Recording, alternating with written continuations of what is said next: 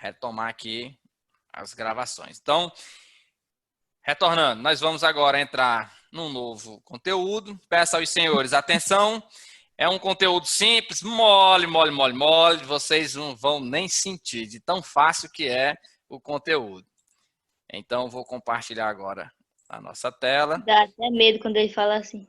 E vamos iniciar as nossas temáticas, novidade de hoje. Não, é moleza, pessoal, vamos lá. Bom, a princípio, primeiro a gente começa aqui com a apresentação de sistema e método de custeio. Para os senhores, o que seria sistema e o que seria o método, já que custeio vai estar presente nos dois momentos. O que é o sistema, pessoal?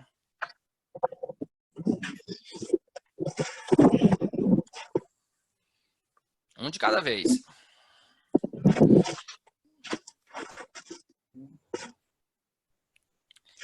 Senhores, se nós fôssemos definir aqui o que seria o sistema e o método de custeio, o sistema nós iríamos considerá-lo como acumular os custos, ou seja, como que está acontecendo o processo de acúmulo de custos.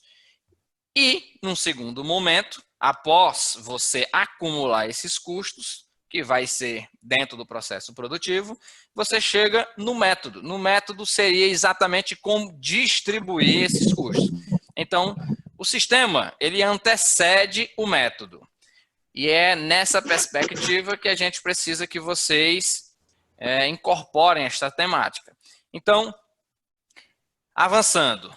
O que seria e quais são os tipos de sistemas de custeio que nós temos hoje?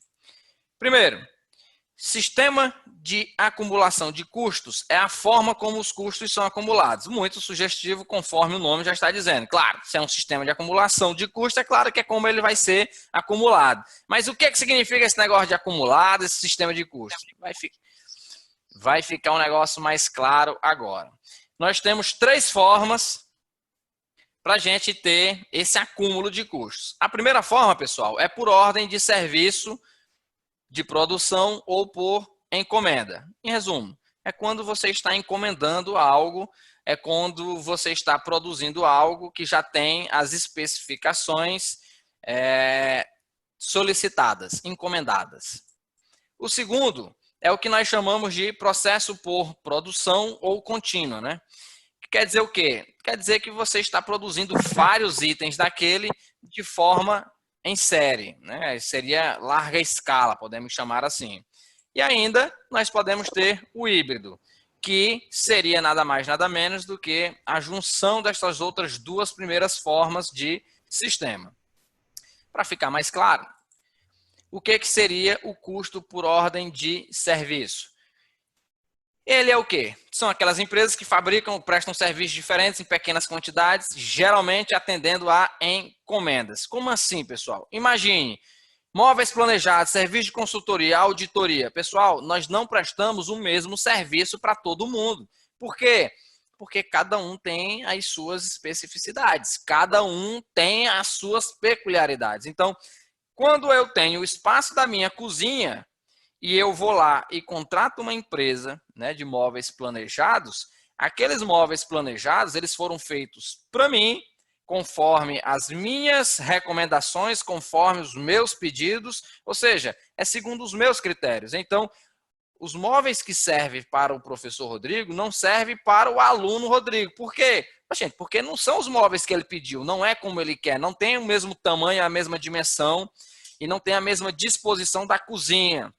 São lugares diferentes, são pessoas diferentes. Então, o serviço ou o produto, eles são produtos específicos e são entregues sob encomenda. Por isso que nós chamamos de sistema de acumulação por ordem de serviço. Então, toda vez que você entra e você escolhe, né, como que aquilo ali vai querer ser realizado, então você está dando uma ordem de serviço. Não é o próprio fabricante ou prestador de serviço que está escolhendo. Não.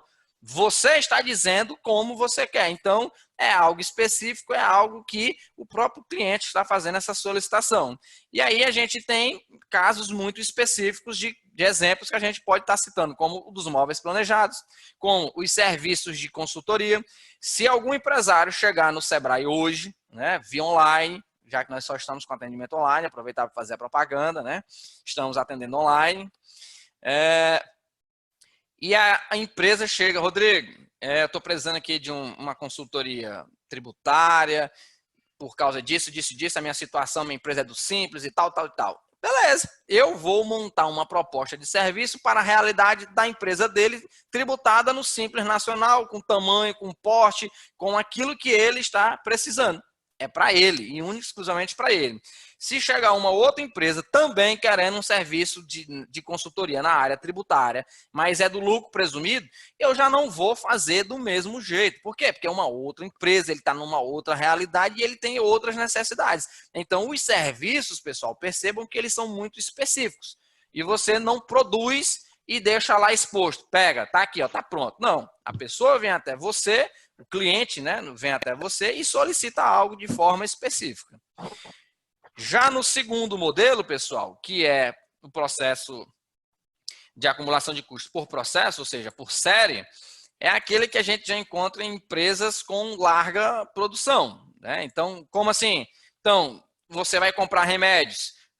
Agora, os equipamentos, né, os respiradores. Bom, os respiradores aí é produzidos em série. Então, você tem um daquele modelo, daquela versão daquele ano, em inúmeras unidades. Ele não tem nada de diferente dos seus pares que foram ali produzidos, né, que fazem parte da mesma série. É o mesmo. Não teve uma especificidade, uma requisição, nada desse sentido.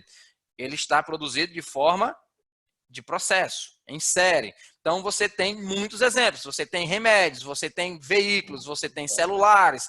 Então, professor, mas eu tenho um celular diferente. Não, sim, você tem linhas diferentes, mas nunca vão produzir um único iPhone 10, por exemplo. Você tem milhares, milhões de unidades idênticas àquela. Ela não é específica para você. Ela foi produzida em série. Então, nós chamamos esse sistema de acumulação de custo por processo, ou seja, ou em série, que ele tem uma produção em larga escala e não é sobre demanda específica.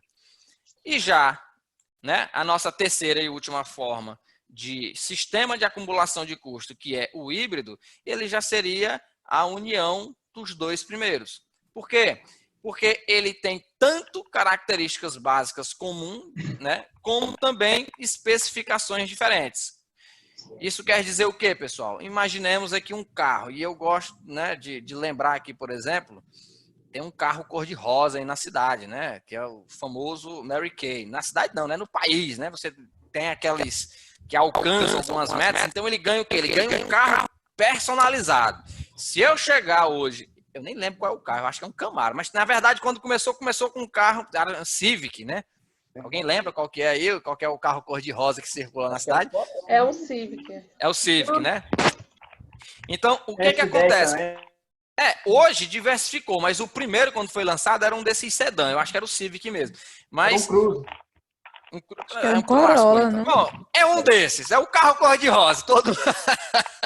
Mas o que acontece? Se nós chegarmos, né, na Chevrolet, ou na Honda, seja lá qual for o carro, e nós quisermos aquele carro, ele não existe, ele não está assim disponível, produzidos em larga escala, e está lá disponível para todo mundo comprar. Não, ele é algo que específico, mas aquele modelo de carro, ou seja, o Civic, o S10, seja lá qual for o do carro, mas vamos supor que o Civic, aquele modelo de carro Civic, aquela versão, ela existe, com todos aqueles recursos. O que é que ele não tem? Ele não tem aquela especificidade de cor rosa, né? Alguns detalhes ali que fazem menção à marca.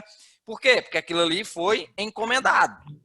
Então, percebam que neste processo você tem as duas presenças. Você tem a parte contínua, que é a versão, o motor é o mesmo, o pneu é o mesmo, né? Praticamente tudo é o mesmo. O que você mudou? Você mudou o acabamento. O acabamento eu quero um que seja só meu. Esse carro cor-de-rosa é tudo mais específico, é da minha empresa e eu vou distribuir para um grupo X de colaboradores meus que atingiram determinada meta.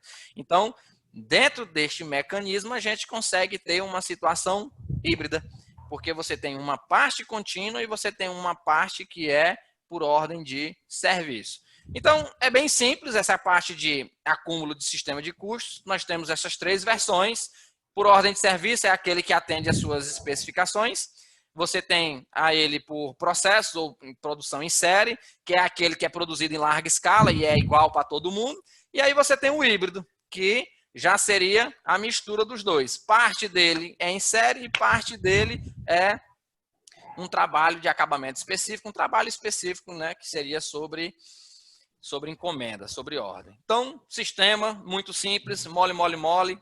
O que a gente tem para avançar e realmente vai considerar aqui um pouquinho mais dos nossos pensamentos é a parte do método. Então, avançando, senhores, métodos de custeio. Bom, primeiro, custeio significa apropriação de custos, ou seja, é o método, é a forma que nós vamos estar distribuindo os custos de produção de algum item. Qual item? Todos os itens que são produzidos, seja lá qual for. Carro, remédio, celular, qualquer item, ele tem a sua composição de custos. Ah, professor, e serviço? Serviço também, a cozinha planejada ou uma mercadoria que você comprou. Você tem que distribuir os custos. Distribuindo esses custos, você vai fazer isso mediante um método, uma forma. Então, é nisso que a gente vai se aprofundar agora no momento. Então, vamos lá. Existem, pessoal, diversos tipos de métodos de custeio. Nós temos aí, por exemplo, o custeio por absorção, nós temos o custeio variável, nós temos o custeio baseado em atividades e diversas outras infinidades de custeios. E eles são relatórios utilizados para tomada de decisão. Por isso que você tem uma infinidade. Por quê?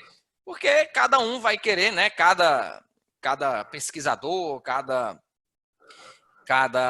produtor de conteúdo teórico vai estar produzindo formas diferentes, relatórios diferentes de você estar gerenciando a empresa e acabam surgindo diversos métodos de custeios. Entretanto, o custeio por absorção, que é o custeio que nós vamos estudar hoje, que foi o primeiro que nós citamos, ele é o único custeio que é adotado pela legislação comercial e pela legislação fiscal.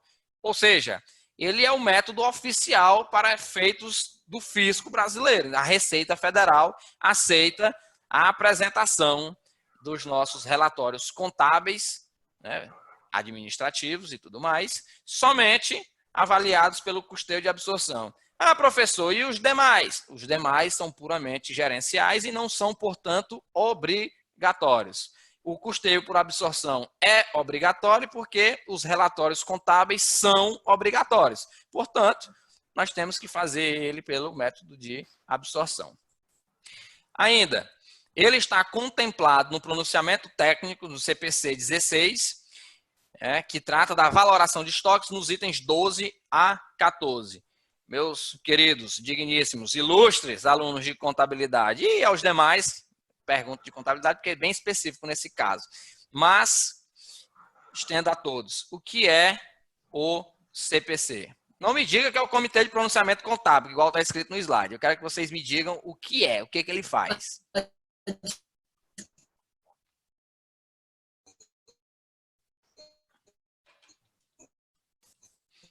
Alô? Jussiane, tu falou alguma coisa ou não? Só foi...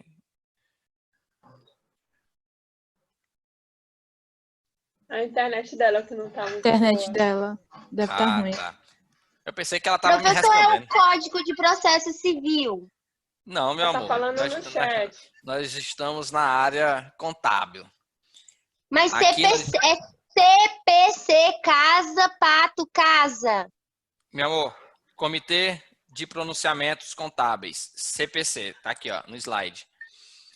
Mas é porque a sigla na área Eu não jurídica dá pra vai ouvir ser... não, tá só cortando. Bom, continuando, pessoal. O Comitê de Pronunciamentos Contábeis, Como meus colaboradores, meus nobres, ilustres, ela é uma entidade, certo? Que foi criada para que a gente possa adequar a nossa contabilidade às normas internacionais de contabilidade. Dessa forma, a nossa contabilidade praticada no Brasil, estaria de acordo com os principais países do mundo em termos contábeis. E isso é importante por quê? Porque nós temos empresas que negociam em bolsas de valores e que querem investimento de capital estrangeiro. Mas uma pessoa que está nos Estados Unidos ou no Japão, que queira investir no Brasil e olha um relatório contábil que é completamente diferente da realidade deles, eles não conseguiriam entender e, portanto, não iriam querer investir no Brasil. Então, nesse sentido, há um movimento, e esse movimento é capitaneado pelo CPC, da adequação da contabilidade às normas internacionais de contabilidade, beleza? Mas vamos ver isso aí mais à frente com os nossos nobres contadores. Senhor. Pessoal, por favor, desliga o microfone. Pessoal, abre o microfone só quem for fazer pergunta ou interagir. Pergunte. Deixa ele falar. Todos os relatórios contábeis, eles não são baseados com uma norma internacional? Não. Nós tínhamos a lei, né? Temos a lei das sociedades anônimas e temos a nossa legislação própria. Então, a contabilidade brasileira, ela sempre foi enraizada em legislação própria. Agora, o que está havendo é um processo de convergência às normas internacionais de contabilidade através dos pronunciamentos do CPC. Então, se você perceber, esse aqui é o CPC de número 16. Mas nós já estamos aí com mais de 40 CPCs, claro, para que a gente vá finalizar todas as normas de enquadramento. Mas, historicamente, nós não éramos. Hoje, nós estamos encaminhados com isso já. Beleza? Mas isso aqui é um assunto bem específico, mais para a área contábil. E aí, os contadores, senhores, vocês podem consultar isso aqui direto lá no site do Conselho Federal de Contabilidade. Vocês têm à disposição todos os CPCs e efetuar a leitura. Avançando, na nossa matéria, está disciplinada lá no caso, né, especificamente a respeito do custeio de valoração de estoques, no CPC de número 16. Avançando. Nesse método, todos os custos de produção, tanto diretos e indiretos, eles são incluídos no custo do produto, para fins de custeio. Já os gastos não fabris, também que nós classificamos no caso como despesas, são excluídos. Ele não é muito utilizado para a tomada de decisões. Por que ele não é muito utilizado para tomar decisões? Porque como ele é o único que obedece a uma legislação da Receita, ele é engessado e ele obedece aos critérios do fisco e não a critérios gerenciais. Como a gente vai ver mais à frente, por exemplo, para a gente formar o preço de venda de um produto, nós não temos como utilizar o custeio por absorção. Por quê? Porque nós iremos precisar não somente apropriar os custos, nós vamos precisar utilizar tanto os custos como as despesas, porque o meu preço de venda ele tem que ser capaz de suprir não somente os meus custos, mas as minhas despesas também. Mas isso é cena do próximo capítulo. Então, para efeitos gerenciais, ele não é muito legal. Ah, professor, então por que faz? Bom, porque a lei obriga que seja feito. E os tributos são calculados por cima deste critério. Então, não temos muita opção. Certo? Avançando. Como é que é a dinâmica, pessoal? A dinâmica, como a gente já tinha visto, e inclusive nos nossos exercícios, essa é a dinâmica que nós estamos adotando nessas nossas resoluções de questões. Como que? Bom, as despesas, nós lançamos ela direto lá embaixo, né? Na nossa DRE, ela vai direto para o seu campo de despesa. Já os nossos custos, e isso aqui tanto para a indústria como para o comércio, os nossos custos, eles primeiro vão o quê? Eles vão transitar, né, pelo nosso estoque. Por que eles vão transitar? Bom, porque quando ele é comprado, adquirido, na verdade, nós estamos ele aqui como um investimento. Por quê? Porque ele está no nosso ativo. Quando ele for sair, ou seja, na sua venda, então, saiu do estoque, veio para a venda, aí sim, tudo que você vendeu, aí você dá baixa nele como custo do produto vendido, que é o que a gente vem calculando de formas repetidas vezes. E aí, claro, né, se nós estivéssemos falando de comércio, de mercadoria, seria o custo da mercadoria vendida. Mas aqui, em termos de indústria, fica como custo do produto vendido. Isso aqui é o esqueminha que a gente está adotando, né, nas nossas aulas. Ah, professor, então aqui, ó, aquele estoque final de produtos acabados está onde? Ele está aqui, ó, estoque final. Ele fica aqui dentro. Somente quando ele sai, né, do estoque e é vendido, é que ele se transforma num custo do produto vendido, e só assim é que ele vai entrar no nosso resultado. Enquanto ele não for vendido, ele permanece no estoque como um ativo. Ele é um bem da empresa, enquanto não sair do estoque. Vencido isso, nós vamos, isso tanto para a indústria como comércio. Vencido isso, nós vamos para a prestação de serviço. Diferentemente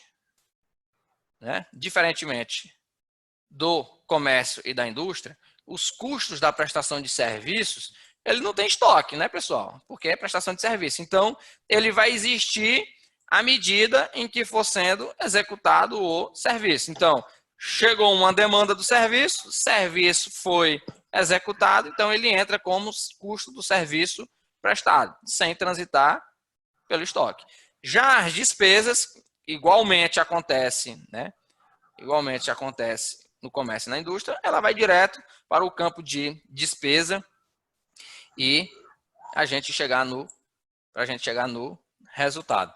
Agora, o que eu chamo a atenção aqui, senhores? Eu chamo a atenção aqui para despesa e custo. Essa estrutura aqui, pessoal, essa estrutura aqui é o básico, né? É o ponto de partida, é o pressuposto do método de custeio de absorção. E ele é previsto em lei. Por isso que a nossa DRE também não pode mudar, porque além da nossa DRE ter estrutura previamente definida, estabelecida em lei, né, a DRE que é apresentada, que é publicada, ela, neste formato de custo separado das despesas, ela, neste formato, ela está contemplando o custeio por absorção, onde todos os custos, sejam eles diretos ou indiretos, eles estarão aqui, inseridos como custo do produto ou serviço, e nenhuma despesa vai incorporar o custo do nosso produto. Ele fica separado. Percebam que somente custos estão aqui e as despesas ficam separadas. São coisas diferentes. Gerencialmente falando, esse tipo de separação de divisão, ele nos prejudica para muitas tomadas de decisões. Por isso que existem aqueles métodos de custeio que a gente vai ver depois, em que essa realidade aqui se torna diferente. Por quê? Porque você vai conseguir levar despesas para cá e custos para cá, mas isso com cunho puramente gerencial. Para o fisco, isso não é aceitado. Mas isso são cenas do próximo capítulo que eu estou aqui apenas antecipando aos senhores. Mas a ideia do custeio por absorção é essa, em que nós temos as receitas e deduzimos dela diretamente todos os custos, sejam eles direto ou indireto. Avançando. Agora nós vamos entrar aqui nas etapas do custeio por absorção. Bom, as etapas primeiro, como a gente está fazendo em todos os nossos exercícios. Percebam que as questões, né, que nós fomos desenvolvendo, nós fomos realizando exatamente essas etapas. Por quê? Porque é a que a gente tem que aprender primeiro, já que é a que a legislação nos determina. Então, a primeira etapa, a gente separa os custos e as despesas. Depois que a gente separa, aí a gente vai para a parte de apropriação dos custos diretos a cada produto. Isso aqui a gente ainda não viu, claro, que vamos iniciar agora. E, por fim, nós temos o rateio dos custos indiretos. Bom, lá atrás, nós tínhamos, né, classificado os custos em custos diretos e também em custos indiretos. Ou seja, esse aqui é aquele que a gente consegue apropriar de forma individual e diretamente à produção. E esse aqui é aquele que a gente não consegue fazer uma alocação de forma direta. Nós precisamos realizar um rateio. E o que diabos é um rateio, professor? Rateio, pessoal, é Tenho uma... até medo desse nome. Rateio é uma simples divisão.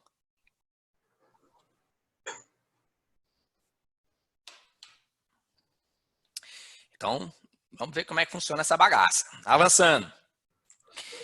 Olha só, pessoal. Esse aqui é o esquemazinho, né, de como que funciona o custeio por absorção, já apresentando o rateio. Então, nós temos o quê? Nós temos os custos, certo? Que nós podemos classificá-los em indireto e direto. Ah, professor, me dá um exemplo aí. Bom, vamos supor aqui que a gente é uma fábrica e que o nosso produto A aqui seja, né? De novo, vamos lá, uma panela. O produto B seja uma colher. E o produto C seja... O que mais, pessoal, que a gente pode produzir aí com alumínio? Panela, colher. Vou botar aqui uma faca. Pronto. E nós chamamos aqui de material direto. O quê? Exatamente tudo isso que a gente consegue aplicar de forma direta. Exemplo, o alumínio. O alumínio. Por quê? Bom, porque se a gente quiser, né, apropriar o alumínio, a gente pode dizer que para a panela vai 5 quilos, para a colher vai 1 quilo e para a faca vai 2 quilos. Ei, faca pesada da porra. Mas vamos lá. É um facão aqui. Então, ó, percebam que no direto nós temos um produto e a gente consegue mensurar de forma individual. Então, a gente sabe quanto que foi para a panela, quanto que foi para a colher e quanto que foi para a produção da faca. Por isso, nós o chamamos de custo direto. Mas nessa fábrica nós podemos ter também os custos indiretos, que aí são aqueles que a gente não consegue dizer o valor de forma imediata. E o clássico que a gente pode colocar aqui é o aluguel. Nessa nossa fábrica que nós temos a produção de 3 itens, nós pagamos um aluguel de R$1.000. Agora, beleza. Eu pago um aluguel de R$1.000 e quanto desses R$1.000 vai para cada produto? Porque eu tenho que saber quanto que custou a produção da panela, quanto que é a produção da colher e quanto que é o custo da produção da faca. Então, para eu saber isso, o que é que eu faço? Eu vou dividir. Então, ó, estou dividindo e estou dividindo. Então, cada um desses vai pegar um pedaço dos R$1.000 e aí vai ser apropriado. Professor, quanto? Bom, isso aí é o que a gente vai ver, né? A gente precisa ter um critério para fazer isso aqui. Não é só chegar e dividir por... são 3 produtos, divide por 3. Não, não é assim.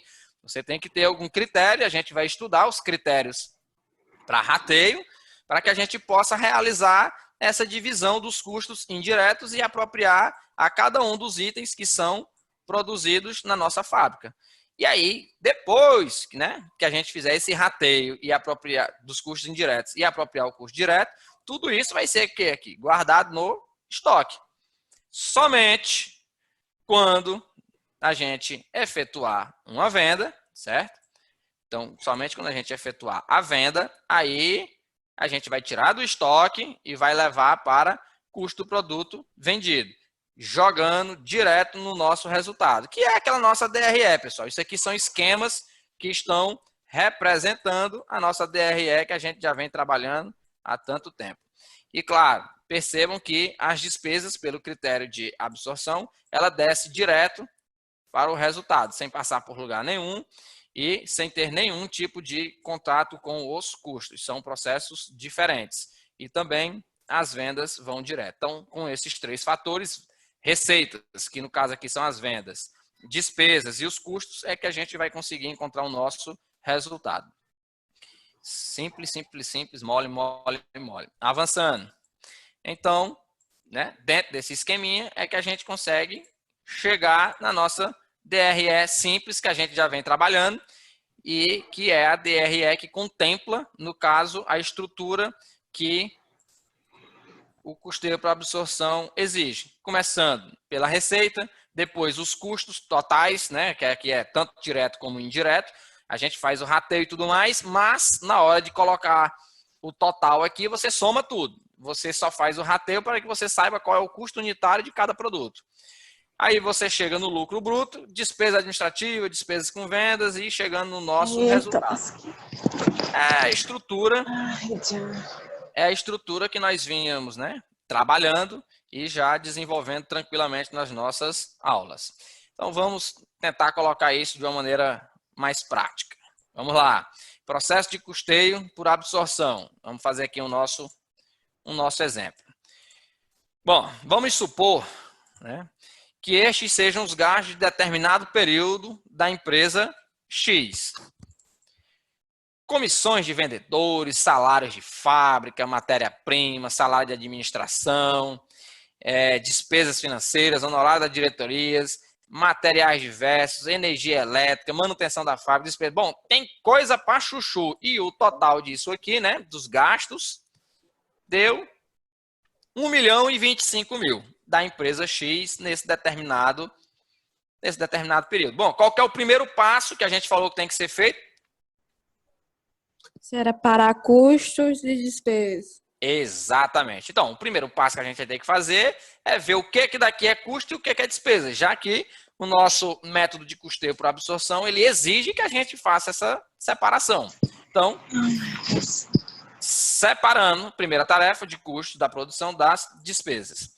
Teremos a seguinte distribuição. Bom, separando, pessoal, nós chegamos em quê? Nós chegamos num total de custo da produção, que é, no caso aqui, composto pelos salários, seguros, materiais e tal. Bom, o total dos nossos custos deu no valor de 710.000. E o total das nossas despesas administrativas deu de 140.000. E, por fim, o total das nossas despesas com vendas, 125.000 e ainda despesas financeiras de 50.000. Então, o que a gente fez? Tem que diferenciar, professor? Senhora? Tem que diferenciar despesa administrativa, de venda, financeira? Não, eu não vou cobrar isso de vocês, mas aqui como a gente está dando um exemplo, ele já vai um exemplozinho completo. Porque na DRE, né, como eu disse, a gente trabalha com ela de forma resumida com vocês, é a sintética. Mas a DRE analítica, ela é aberta. É aberta como? Ela é separada por setores. Não é só chegar lá e dizer, tudo isso aqui é despesa. Não, você vai separando. O que é despesa administrativa, o que é despesa com vendas, o que é despesa financeira. Despesa financeira são os juros, né? E aí você separa por setores. Mas eu não vou cobrar isso de vocês, não se preocupe. Os contadores sim, mas para os demais não. Avançando. Isso aqui é a estrutura de uma DRE, que seria, na verdade, né, deveria ser classificada de forma analítica nessa perspectiva. Mas avançando, aqui o que eu quero que vocês absorvam e percebam é a separação entre custo e despesa. Então, o total de custos, 710.000. E as despesas, o restante, certo? O detalhamento, né, de cada tipo de despesa, de cada grupo, é só um extra para vocês também saberem que existe. E, claro, se puderem, estudem e se aprofundem, que é assim que deve ser apresentado. Avançando. Mas eu só não estou fazendo isso aí porque não é o foco, viu? O foco nosso aqui não é a DRE, e sim o processo de custeamento. Mas, no futuro, a gente se encontra aí para esse negócio da DRE. Processo de custeamento por absorção, pessoal. As despesas que não entraram no custo de produção, as quais totalizam 315, ou seja, na nossa separação, o total das despesas deu 315. Elas vão ser descarregadas diretamente no resultado do período, sem serem alocadas ao produto. Conforme a gente explicou, né, naquele nosso esquema, as despesas elas não passam pelo CPV, ou seja, pelo custo do produto, porque nos custos é somente os custos, tanto os diretos como os indiretos. A despesa ela já entra depois, ou seja, abaixo do lucro bruto. Avançando. Essa é a lógica, senhora. De forma mais simples, o que é custeio por absorção? Exatamente isso aqui. Você vai fazer a apropriação dos custos diretos e indiretos aos produtos. E as despesas não entram. Simples assim. Então, o custeio por absorção é a apropriação dos custos diretos e indiretos aos produtos. É a lógica. É por isso que ele aparece aqui nesse exato momento para você como a lógica do custeio por absorção, que é o quê? As despesas, elas não entram no custo de produção. Elas vão ser descarregadas direto no resultado do período. Ou seja, as despesas não são alocadas aos produtos. Por isso que eu disse que para tomada de decisão, ele não é muito utilizado. Por quê? Porque quando a gente for, por exemplo, né, que eu for apresentar para vocês, a formação do preço de venda, certo? A formação do preço de venda, ele trabalha com margem de contribuição. Margem de contribuição, pessoal, ele leva em consideração o quê? Ele leva em consideração as despesas. Pelo menos as despesas variáveis, no caso. E aí, por isso que eu digo, né, que para a tomada de decisão, esse método por absorção, ele não é muito utilizado. Mas o fisco, né, no caso a Receita, exige que as nossas demonstrações sejam realizadas por ele. Então, o que é o custeio por absorção? É aquele que não contempla as despesas dentro dos seus custos dos produtos. Ele contempla somente o quê? Os custos diretos e os custos indiretos. Belezinha?